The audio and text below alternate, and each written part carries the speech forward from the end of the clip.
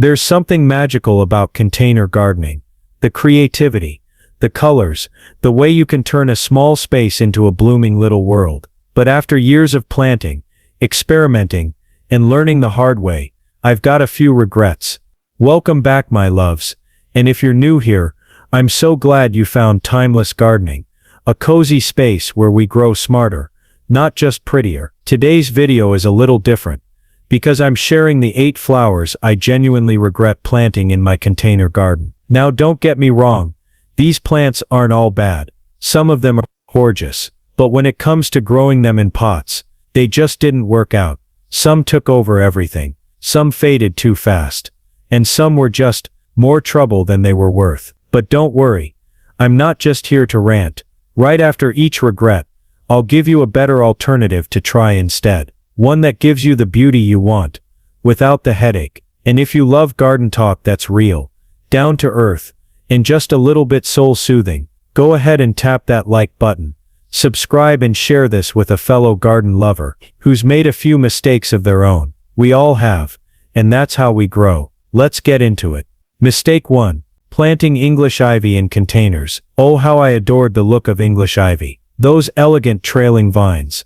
The classic charm. The way it drapes over the edge of a pot, like something from a fairy tale cottage in the English countryside. I picked up a few small ivy plants, and tucked them into a cluster of container arrangements, thinking they'd add that timeless touch of greenery between my flowering plants. And for a while, they did, beautifully. But then things took a turn. The ivy grew, fast. It started weaving through neighboring plants, creeping along the ground, and even latching onto nearby wooden furniture and railings. It wasn't just growing, it was taking over. What started as a dainty accent became an aggressive spreader that choked out my more delicate blooms and rooted itself wherever it pleased. Even in containers, English ivy sends out aerial roots and can easily become invasive if not constantly pruned. It tangled with my other plants, competed for nutrients, and turned maintenance into a full-time job. And to top it off, it attracted spider mites during the hotter months, leaving the leaves dusty and speckled. Try this instead.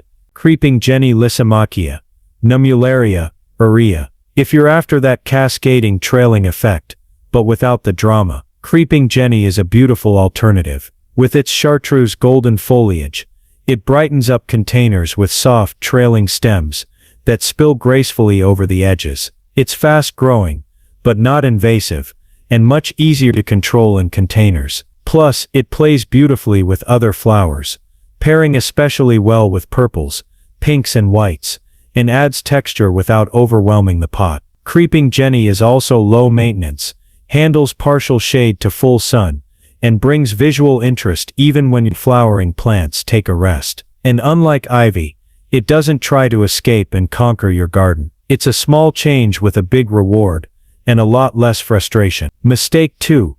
Using geraniums that constantly need deadheading. Geraniums. Classic, bold and reliable, or so I thought. I used to plant them in nearly every container, because they looked so structured and full. But over time, I realized something: traditional geraniums are secretly high maintenance.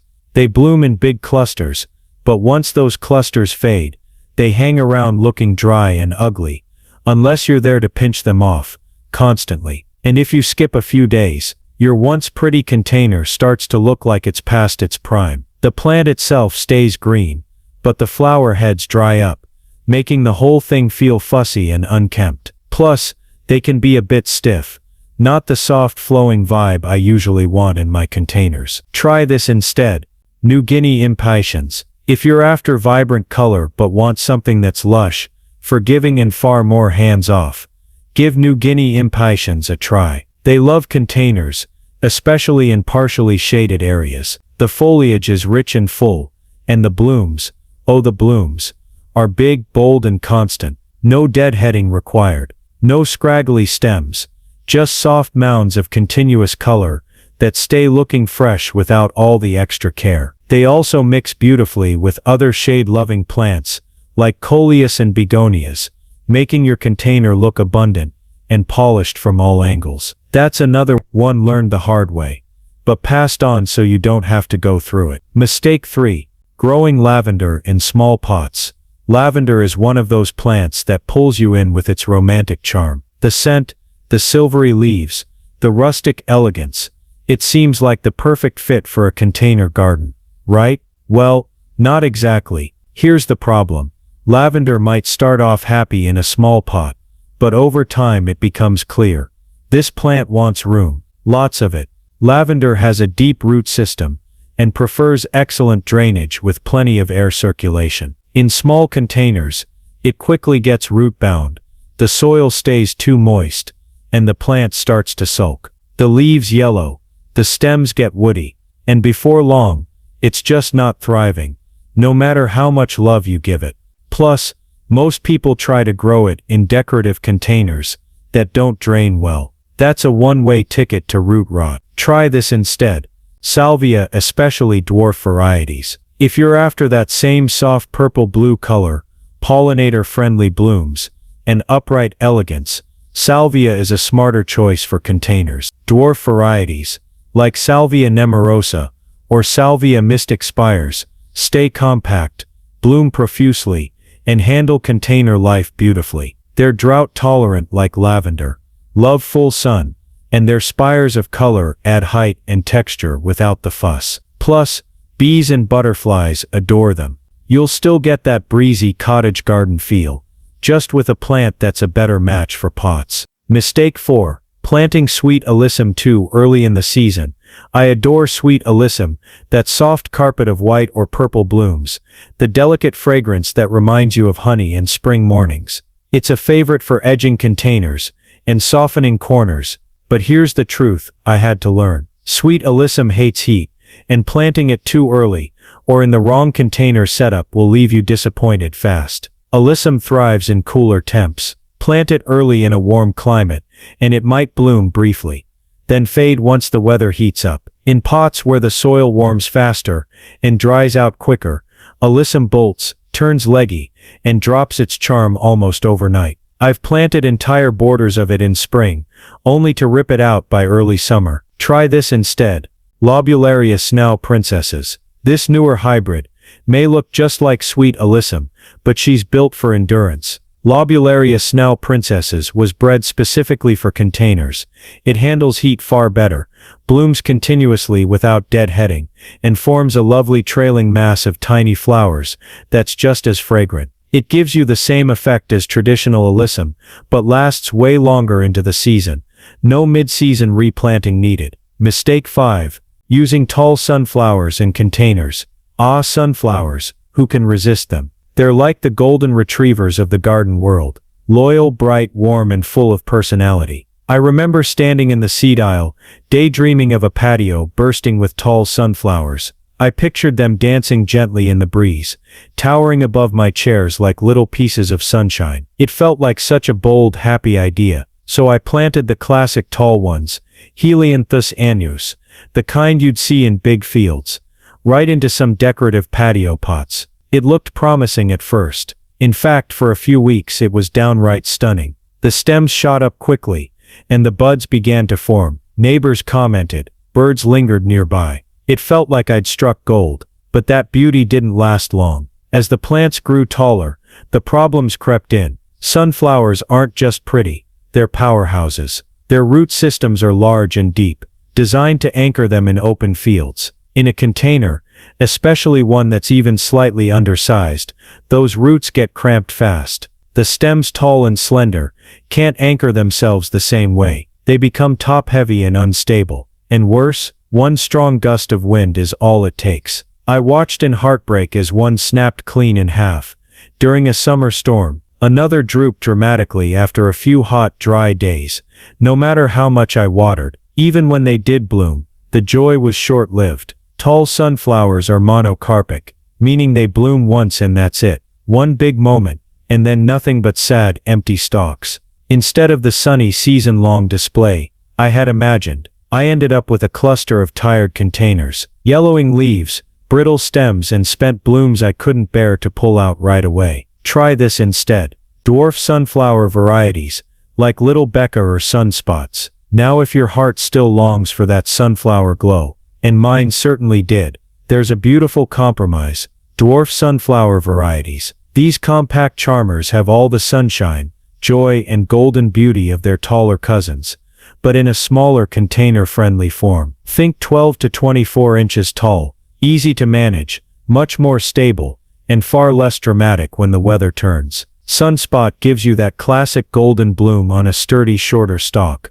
Little Becker, she's a showstopper, with fiery orange and red petals that look like a sunset in bloom, and both work beautifully in pots, raised beds or even window boxes. Because they don't need deep soil to anchor massive roots, they thrive in standard containers. You can even plant a few together in a wide shallow pot to create a bushier, fuller look, perfect for patios, balconies, or anywhere you want a splash of golden joy. Bonus, dwarf varieties still attract pollinators, like bees and butterflies, just like the tall ones. And since they're easier to manage, you'll get more time to enjoy them, instead of worrying about support stakes or emergency watering. The lesson, my sweet friend: bigger isn't always better, especially in a container. Sometimes the magic lies in choosing what fits your space, your rhythm and your reality. Mistake 6. Planting fuchsia in full sun containers. Fuchsia. Just the name sounds delicate, doesn't it? And when you see one in bloom,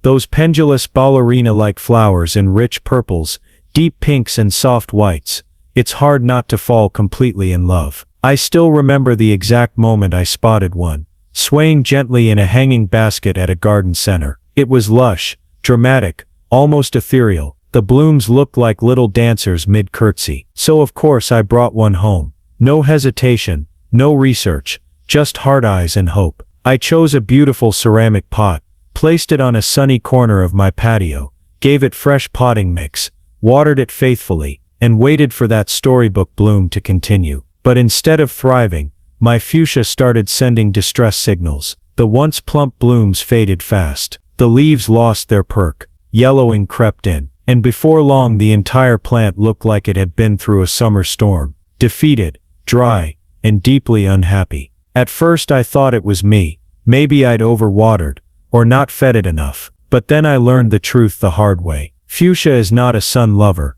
Despite its vibrant look and big showy blooms, fuchsia is a cool weather shade-loving plant. It thrives in dappled light, or morning sun with afternoon shade. But when exposed to full sun, especially harsh afternoon light, the delicate petals scorch. The roots heat up too fast in containers. Even if you water it daily, the plant struggles to keep up with the stress. It's like putting a ballerina in the desert and expecting her to perform a full routine. She simply can't. That lesson hurt. Not just because the plant failed, but because I'd placed such high expectations on something without understanding what it truly needed. Try this instead. Terrinia wishbone flower. Now if you're longing for that same romantic whimsical feel, but need a plant that can truly thrive in shade or partial shade, Terrinia is your secret weapon. Also known as the wishbone flower, Terrinia is one of those rare gems that quietly delivers magic all season long, without the diva demands. It's sweet, reliable, and full of charm. The blooms are soft and trumpet-shaped, with markings that almost look hand-painted. Think shades of violet, lavender, soft rose, lemony yellow, the kind of color palette that gently brightens a space, rather than shouting for attention. What I love most about Terrinia is how gracefully it spills and trails in containers or hanging baskets. It keeps blooming even during the height of summer, and thrives in the kind of shady spots where other flowers pout and sulk. And it's surprisingly low maintenance. No deadheading, no drama, just steady, cheerful bloom after bloom. It handles humidity well too, making it ideal if you live in a warm, sticky climate where fuchsia would throw a fit. Now I tuck Terrinia into all the shadier corners of my garden. Porch railings, under trees, along covered porch railings, under trees, along covered patios, and it never lets me down. It's not as flashy as fuchsia, maybe, but it's quietly stunning, and far more forgiving. The takeaway, my sweet friend: beauty alone isn't enough. The best gardens, like the best relationships, are rooted in understanding. Mistake 7. Trying to grow pansies in summer containers. Pansies. Oh, how I adore them. They have those soft velvety petals, and those darling little faces that seem to smile up at you from the pot. Their colors, purples, yellows, deep blues, and snowy whites, always feel like a cheerful invitation to slow down and enjoy the simple things. So one spring, I did what many gardeners do. I filled several of my favorite pots with pansies. I pictured them glowing on my patio all summer long, nestled between trailing vines and sweet herbs. I thought, this is going to be the prettiest season yet, but I quickly learned something that many of us overlook: pansies don't do summer. As the days grew longer, and the sun more intense, those beautiful blooms began to fade. Fast, the petals shriveled. The stems went limp. The vibrant greens turned pale and tired. Even with early morning watering and afternoon shade, they simply couldn't cope. You see, pansies are cool weather plants.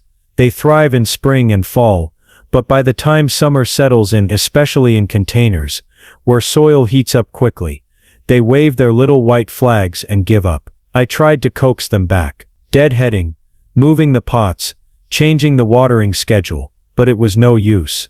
What was once vibrant and full of promise had turned into a wilted, lifeless display, and honestly, it was a little heartbreaking, because I didn't just lose the flowers. I lost the feeling I was trying to create, the joy, the warmth, the welcome. Try this instead. Calabrachoa, Million Bells. Now if you're craving that same burst of color and charm, without the mid-season heartbreak, let me introduce you to Calabrachoa, lovingly nicknamed Million Bells. These beauties are everything pansies wish they could be in the summer. Their tiny bell-shaped flowers resemble miniature petunias, but they perform even better in containers.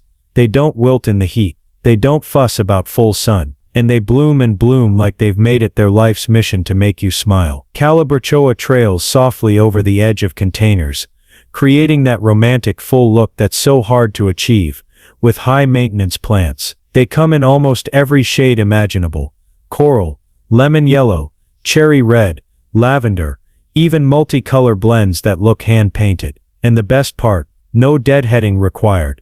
Just regular watering, and the occasional feed, and they'll thrive for months. So now, instead of fighting against nature, I plant pansies when it's cool, and let Calabrachoa take over when the sun comes to stay. It's a small change, but it's made all the difference in how joyful my containers look, and how stress-free I feel. Lesson learned: you can't force a flower to bloom outside its season, and in life or gardening, there's beauty in letting things thrive when and where they're meant to. Mistake 8. Using regular petunias in small containers. Oh, petunias. They're everywhere once spring rolls in, overflowing in nursery displays, bursting with vibrant color, and calling your name like candy in a garden aisle. I remember the first time I brought them home. The classic, regular petunias. Big trumpet-shaped blooms in purples, pinks, whites. They felt like the perfect instant fix to brighten up my small containers. So I planted them, several, actually in a variety of small to medium pots. I placed them along my patio steps, around my entryway, and even squeezed a few into some hanging planters. For a short while, they looked incredible, full, lush, cheerful. I truly thought I had nailed it. But just a few weeks in, things began to shift. The blooms became sparse. The vibrant mounds started looking stretched out and tired. The stems grew long and scraggly, flopping over the sides of the pots like they'd given up. The centers of the plants went bald, while the outer stems kept growing. It was like a bad haircut you couldn't fix. I found myself constantly pinching off spent blooms, trying to coax them back into shape. But no matter how much I deadheaded or fertilized, I couldn't get that original fullness back. And here's what I eventually learned: regular petunias just aren't suited for small containers, not without a lot of effort. They need deep pots to allow their roots to stretch, plenty of airflow, or else they become leggy and prone to mildew. Frequent grooming, and I mean near daily deadheading if you want them to stay tidy. Ample space, they don't like being crowded. And in small containers, crowding is inevitable. So what looked like an easy solution became a constant chore, and truthfully, it stole the joy from that season's gardening. Try this instead: supertunias, or wave petunias. If you want that same bold petunia beauty, without the constant babysitting, Super Tunias or wave petunias are your new best friend. These hybrids were developed specifically with containers in mind. They're compact yet lush.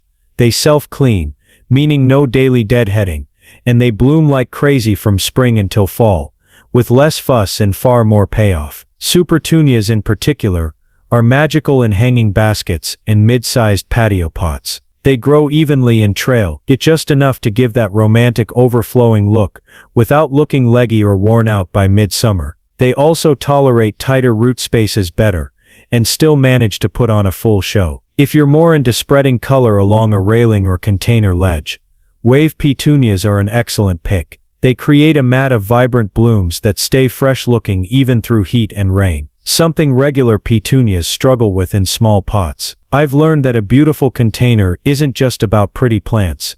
It's about the right plants, ones that are naturally suited for your space and your lifestyle. And regular petunias, while lovely in the right setting, just weren't the right match for my little containers. But with the right variety, you can still get all that beauty, minus the heartbreak. Gardening, for me, has always been more than just flowers and soil. It's a journey of patience, of growth, of small victories and humble lessons. In container gardening, it's a beautiful challenge. Limited space, changing seasons, and the delicate balance of choosing what thrives versus what simply looks pretty in the moment. Every flower I've shared with you today, from those that wilted too soon, to the ones that grew wild and unruly, they each taught me something, not just about sunlight, or water, or pot depth, but about letting go of perfection, about listening to what your garden is trying to tell you, and most of all about being willing to start again with something better. If you've made any of these mistakes too,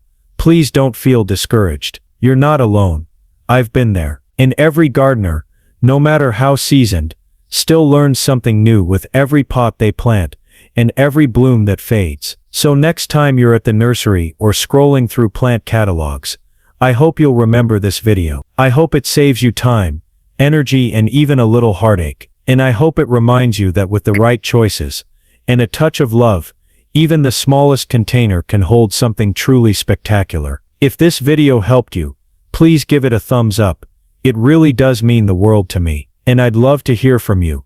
Have you ever regretted planting something, or found a secret winner for your containers? Drop it in the comments below, so we can all learn and grow together. And if you haven't already, subscribe to Timeless Garden for more real, down-to-earth gardening tips.